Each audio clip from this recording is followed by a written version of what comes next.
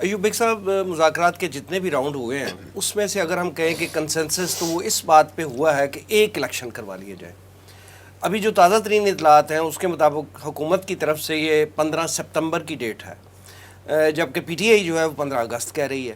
تو آپ کے خیال میں یہ اونٹ کس کروٹ بیٹھے گا؟ بسم اللہ الرحمن الرحیم. ان مذاکرات کے بارے میں شروع سے اس طرح کے تبصرے، اس طرح کے خیالات کا اظہار ہو رہا تھا، یعنی ڈاؤٹس تھے پہلے ہاں، کہ ان کی کامیابی کا امکان نہیں ہے، بلکہ بہت سے لوگ یہ کہہ رہے تھے کہ یقیناً بری طرح ناکام ہوں گے. خود حکومت کے وزیر کہہ رہے تھے، خواجہ آصف کہہ رہے تھے، وہ بالکل اس کو شٹ اپ کال دے رہے تھے، مذاکرات کو بری طرح، یعنی جسے کہتے ہیں کچل رہے تھے کہ ان کا تو سوال ہی نہیں تھے. اسی طرح مولانا فضل الرحمان ان کا نام نہیں لینے دیتے تھے. تو خیال تو یہی تھا کہ یہ بری طرح ناکام ہو جائیں گے مذاکرات. لیکن میں یہ سمجھتا ہوں ناکام ہوئے ہیں. میں انہیں 100% ناکام نہیں کہتا. ابھی انہیں 100% ناکام نہیں، ناکامی ہے، زیادہ معاملہ یہی ہے کہ ناکامی ہی نظر آ رہی ہے. لیکن میں اسے مکمل ناکامی نہیں سمجھتا کہ یقیناً مکمل طور پر ناکام ہو جائیں گے. یعنی آپ کا خیال ہے کہ ان دو ڈیٹس میں سے کسی ایک پہ جو ہے وہ کنسنسس ہو جائے گا؟ ہاں، ڈیٹس کا مسئلہ نہیں، یعنی یہ کچھ نہ کچھ افہام و تفہیم میں ابھی بھی سمجھتا ہوں، اگرچہ اس کے امکانات بہت کم ہیں، لیکن امکانات یہ نہیں کہا. کچھ لوگ کہہ رہے ہیں نا کہ ختم ہو گیا جی مذاکرات، معاملہ ختم ہو گیا. میں سمجھتا ہوں کہ انہیں حالات کی مجبوری سے انہیں افہام و تفہیم کی طرف آنا پڑے گا. اصل میں یہ بات جو انہوں نے کی ہے، یہ ہے اصل مسئلہ کہ پی ڈی ایم میں جو دو درے ہیں وہ تو الگ بات ہے. وہ پی ڈی ایم مثلا فضل الرحمان کا ایک سٹانس ہے اور ایک آصف زرداری ہیں. خود نون میں اس حوالے سے دو حصے ہیں.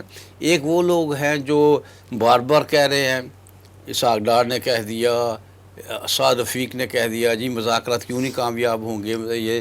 اور دوسری طرف جو ہے جن کا تعلق برطانوی گروپ سے ہے نا، وہ شدید خلاف ہے. برطانوی گروپ سے مراد نواز شریف کے گروپ سے جو ہے، لندن گروپ صحیح لفظ ہے، لندن گروپ سے جن کا تعلق ہے نا، وہ اس کو بری طرح ناکام کر رہے ہیں. اور کرنا، یہ جو تقریریں آ رہی ہے نا خواجہ آصف وغیرہ کی، یہ بلا وجہ نہیں ہے. یہ اس لیے ہیں تاکہ دوسری طرف ان تقریروں کی بنیاد پر اشتعال پیدا ہو، وہ کوئی رد عمل میں اور کسی طرح ان مذاکرات سے جان چھوٹ جائے. اور یہ اس گروپ کا، جسے لندن گروپ کہا گیا ہے، اس گروپ کی خاص طور پر خواہش ہے، وہ اس بات پر رضامند نہیں ہے. اگرچہ وہ ابھی چل تو مل کر ہی رہے ہیں اور وہ مل کر ہی چلیں گے. یہ ان میں تھوڑا سا فاصلہ آیا ہے کہ وہ چاہتے ہیں کہ کچھ قریب کر لی جائے تاریخ. لیکن لندن گروپ جو ہر صورت میں اکتوبر میں، بلکہ اکتوبر کا بھی وہ نہیں کہتے. ان کے اکثر احسن اقبال کا بیان دیکھ لیجئے کہ وہ کہتے ہیں کہ اکتوبر میں اس کو بڑھایا جا سکتا ہے. اسمبلی کے پاس اس کا حق ہے، قومی اسمبلی کے پاس، کہ اس کو 6 ماہ اور بڑھا دی جائے. واضح طور پر انہوں نے کہا ہے، رانا ثناء اللہ نے واضح طور پر کہا ہے کہ اکتوبر میں اس کو 6 ماہ آگے کیا جا سکتا ہے. اگرچہ صدر کیونکہ ان کا نہیں ہے، صدر تو پی ٹی آئی کا سے تعلق رکھتا ہے، وگرنہ اسے 1 سال بھی بڑھایا جا سکتا ہے.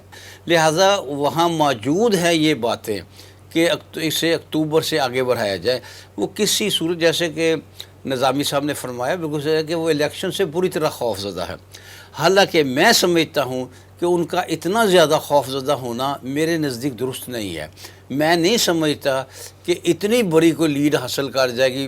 یقیناً اس کی پاپولیرٹی زیادہ ہے، یقیناً اس کا ووٹ زیادہ نظر آ رہا ہے، لیکن جس قدر خوف زدہ نون نظر آ رہی ہے نا، اس نے اس کو اور لوگوں کو ڈپریس کیا ہے اور ڈپریشن میں ڈال دیا ہے جو لوگ نون کے حق میں ہیں. وگرنہ میں نہیں سمجھتا. میں خاص طور پر لاہور کی بات کروں گا جو مجھے نظر آتا ہے. ایسی بات نہیں ہے کہ کوئی زمین آسمان کا فرق ہے، کوئی فرق نظر آ رہا ہے. ان کی پاپولیرٹی زیادہ نظر آتی ہے، ان کا ووٹ زیادہ نظر آتا ہے، لیکن یہ ایسا نہیں ہے کہ وہ نون والوں کی ضمانتیں ضبط کروا دیں گے وغیرہ. ایسی کوئی مجھے تو کچھ کا امکان نظر. لیکن ان کا یہ جو رویہ ہے نا کہ بھاگو بھاگو بھاگو، الیکشن سے بھاگو، الیکشن نہیں ہونے دینا، یہ ان کی پوزیشن کو مزید خراب کر رہا ہے. لہٰذا اگر وہ تھوڑا سا حوصلہ کریں اور الیکشن میں آئیں تو میں نہیں سمجھتا کہ کوئی اتنی بری طرح وہ ہاریں گے. ہار سکتے ہیں. پھر کیا یہ ہار جیت مستقل ہوگی؟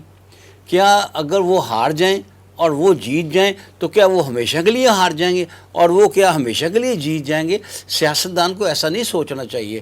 اگر کوئی ہارتے ہیں اور جیتنے والے جیتتے ہیں تو ہارنے والوں کو اگلی تیاری کرنی چاہیے کہ ہمیں کیسے اگلے الیکشن جیت کر جو جیت گئے ہیں انہیں ہرانا ہوگا.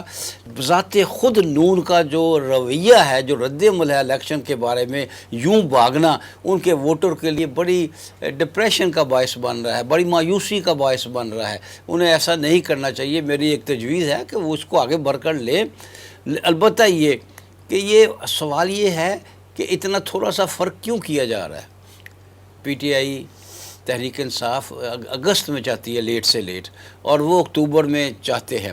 سپتمبر 15 سپتمبر گورنمنٹ کی طرف سے یہ ایک آفر آ رہی ہے, اور 15 اگست جو ہے ہاں ان کی خواہش ہے اگست میں. لیکن بہرحال اس میں ایسی ضد کرنے والی بات نہیں ہے. یہ بات سامنے آ رہی ہے فلاں کی ریٹائرمنٹ کا انتظار ہو رہا ہے, فلاں کی, یہ میں نہیں سمجھتا خاص طور پر عدالت عالیہ جو ہے وہ کیا رول ادا کر سکتی ہے کسی کو جتوانے میں یا کسی کو ہروانے میں. اگر کوئی رول ادا کر سکتا ہے تو وہ تو اور ہے, انتظامیہ کوئی رول ادا کر سکتی ہے.